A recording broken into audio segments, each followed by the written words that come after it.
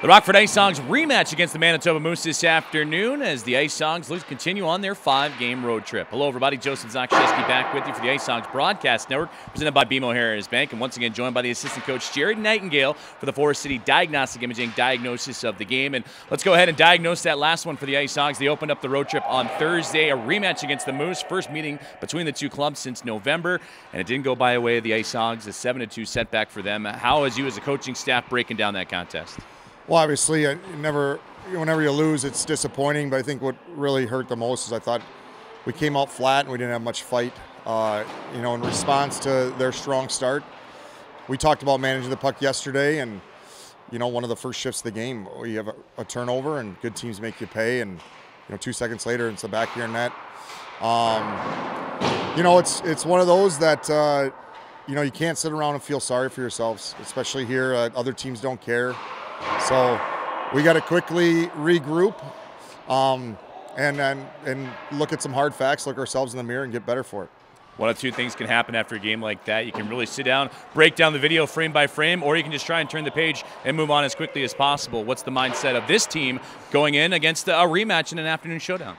Yeah, there's things we have to address. Obviously, sometimes those games get a little out of hand, and you do, as a coaching staff, you do want to just, burn the tape or whatnot, but it's important. I mean, it's again going on. We've lost a few here in a row, and it's something that needs to be addressed. We have been addressing it, but again, you're facing good teams, and teams, don't really care what you're going through. So we got to be honest with ourselves, and we have to be a heck of a lot better.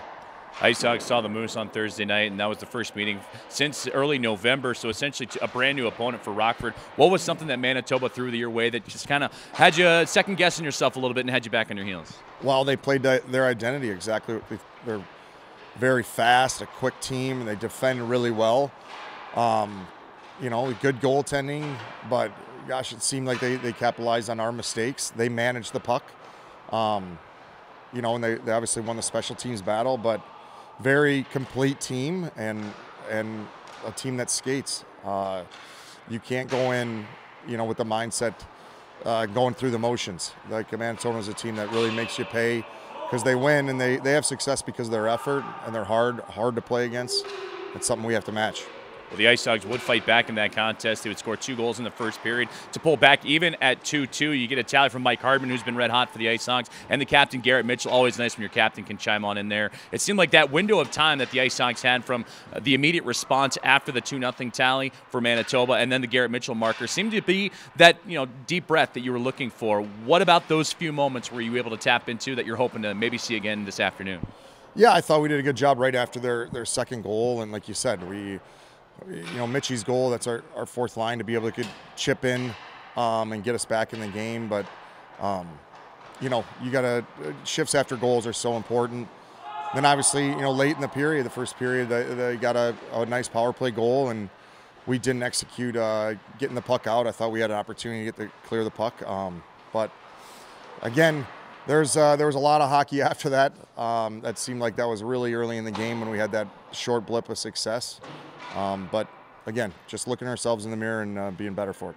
Well, you say again and looking back at tapes, and by doing that, I mean, this is messaging that you've said a few times to this coaching staff and to the players out there on the ice. What does it take for it to sink in? Obviously, you got the firsthand experience on Thursday night, but for everybody to buy in at practice today and then this afternoon, what are you looking for? I think you got to be honest with yourself. I think see what happens when you're playing against a good opponent. Got to stop making excuses and wait until next week.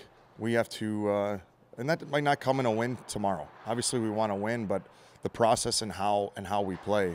You can't always control puck luck and bounces, but one thing you control is your effort. That was what was disappointing yesterday. I think we had a lot of guys lacking in that. And we probably, Anders would say the same thing. We could do a better job preparing the guys, but we all have to be honest with ourselves, and there's no time to feel sorry for yourself. Tomorrow's a great opportunity to beat a team above us in the standings, and then we can start to get the ball rolling in the right direction.